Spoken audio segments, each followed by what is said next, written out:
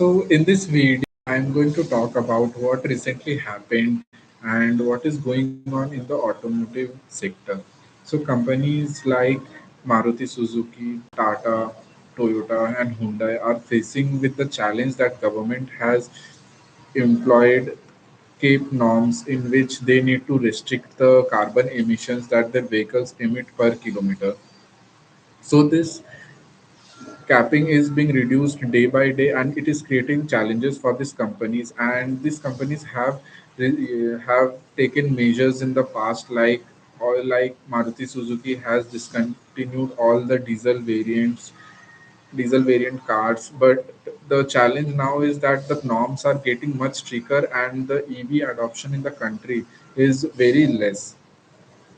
Customer are not switching to EVs, and this is creating problem because the portfolio now can't balance and cater to the Cape norms. So there is a mid path that these companies are now considering is to increase their portfolio in the CNG segment, because the advantage of CNG is that it costs less for the customers.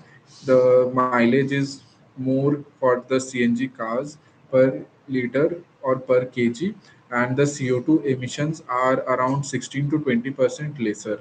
So this will help them to cut their CO2 emissions per kilometer and abide by the regulations. But there are still earlier the challenge with CNG adoption was that the infrastructure was not ready. But within the 5 years, the infrastructure have grown to 10x folds. Also, the problem was that the CNG was offered in a lower segment cars by these companies, but now the companies are introducing the CNG variants in their top models as well.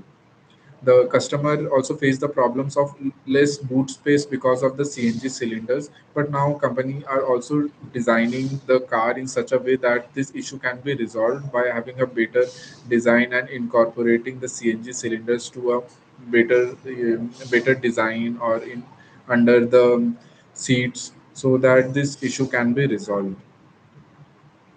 So this is the way ahead, and the another development that is happening is like the E20 blended petrols, where there is a provision to blend ethanol in the imported fuel to reduce the capex, to reduce the forex reserves that was drained out in the country. The government is also introducing 5% of CNG blend in the current fuels. All the CNG that are being imported, it needs to have 5% mix of biofuels which comes from within the country. So there is a expansion of bio plants that is presently at a stage of around close to 150 to 160, and the government has a target to increase this to 6,000 plants till 2030. So these are the developments that is happening, and there are challenges as well, because many commercial vehicles can adopt to CNG, but passenger vehicles, the customer perception is still not that developed for the CNG. Then the other issue is the price volatility.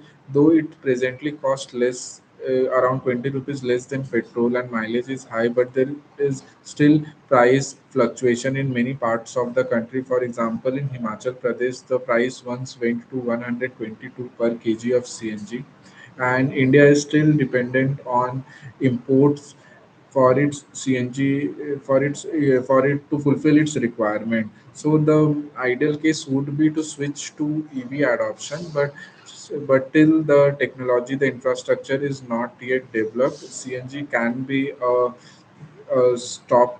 step stop for these companies and our automotive sector as well. Thank you.